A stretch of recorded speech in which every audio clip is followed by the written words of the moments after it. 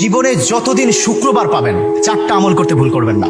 আজকে শুক্রবার না, আমি জানি না 4টা আমল করেছেন কিনা বা করছেন কিনা, আপনারা মিলিয়ে নেবেন। যদি 4টা আমল আজকে না করে থাকেন, আজকে থেকে জীবনে যতদিন শুক্রবার পাবেন 4টি আমল করতে ভুল করবেন না। পারবো তো ইনশাআল্লাহ?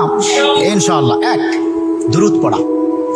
আমার বিশ্বনবী দুরূদ সম্পর্কে কত অসাধারণ কথা বলেছেন। একজন সাহাবা এসে বললেন, ইলা রাসূলুল্লাহ সাল্লাল্লাহু আলাইহি ওয়াসাল্লাম, ও নবী, আমি যদি আপনার প্রতি দিনের 1/3 ধরে দুরূদ শরীফ পড়ি আমি কি নিয়ামত পাবো? বিশ্বনবী বললেন, তুমি যদি দিনের 1/3 ধরে আমার প্রতি দুরূদ শরীফ পড়ো তোমার জন্য বিশাল উপকার হবে, আরো বাড়িয়ে পড়লে তোমার জন্য আরো ভালো হবে।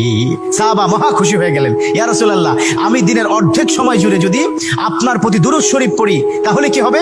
বিশ্বনবী বললেন, এটা বিশাল শুভ সংবাদ তোমার জন্য, তার চাইতে আরো বাড়িয়ে পড়লে তোমার জন্য আরো ভালো। সুবহানাল্লাহ। বিশ্বনবীর কথা আবেগতাড়িত হয়ে সাহাবা বললেন, ও নবী, আমি পুরো 24 ঘন্টার যখনই সময় পাবো তখনই যদি আপনার প্রতি দুরূদ শরীফ আমি পড়তে পারি গো নবী। আমার নবী মুচকি এসে বললেন, তাই যদি হয়, ওয়া কানা মাই ফিল জান্নাহ, ও আমার সাহাবা, তুমি যদি 24 ঘন্টা ধরে যখন সুযোগ পাও তখনই দুরূদ শরীফ পড়ো, তুমি আমার সাথে আল্লাহর জান্নাতে যাবে। সুবহানাল্লাহ। এর মানে দুরূদের কি পাওয়ার! দুরূদ এত সাধারণ, কেউ যদি মান করা দুরুদান, যে ব্যক্তি দুরূদ পড়বে আল্লাহ পাক তার মর্তবা, তার মর্যাদা 10 গুণ বৃদ্ধি করে দিবে। সুবহানাল্লাহ পড়েন।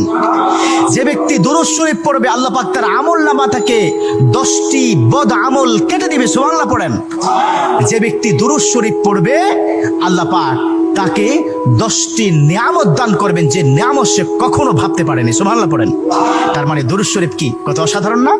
মান লাজিমাল ইস্তিগফার। দ্বিতীয়টি হচ্ছে ইস্তেগফার পড়া। জুমার দিনে অবশ্যই ইস্তেগফার পড়বেন।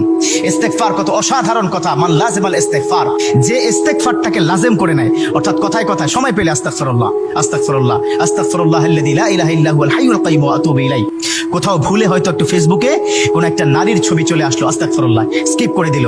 এরকম ইস্তেগফার যে ব্যক্তি লাজিম করে নিল, কথায় কথায় সুযোগ পেলে যে ইস্তেগফার পড়ে, আল্লাহ পাক তার পিছনের গুনাহগুলো ক্ষমা করে দেয়। সুবহানাল্লাহ। তৃতীয় নম্বর কাজ দেব, জুমার দিনে ভুল করবেন না, সেটা হলো ফজরের নামাজটা আদায় করতে ভুল করবেন না। এখন যদি আমি জিজ্ঞাসা করি, মাশাআল্লাহ, এখানে যতজন আছেন আজকে ফজরের নামাজ পড়ছেন কিনা, মনে হয় না আমি খুব বেশি পাবো যে ফজরের নামাজ পড়েছেন। আর 4 নম্বর যেটা হচ্ছে, জুমার দিনে যতদিন জুমার দিনে আপনি পাবেন সবার আগে মসজিদে প্রথম কাতারে আসবেন। বিশ্বনবীর হাদিস যে প্রথম কাতারে সর্বপ্রথম মসজিদে প্রবেশ করবে, রব্বে কারীম তার আমল নামায় উটের গায়ে যে পরিমাণ পশম থাকবে সম পরিমাণ পশমের সওয়াব তার আমল নামায় আল্লাহ পাক দিয়ে দিবে। সুবহানাল্লাহ। তা 4টা আমল করবো তো ইনশাআল্লাহ? আল্লাহ পাক কবুল করে নিক। আমিন।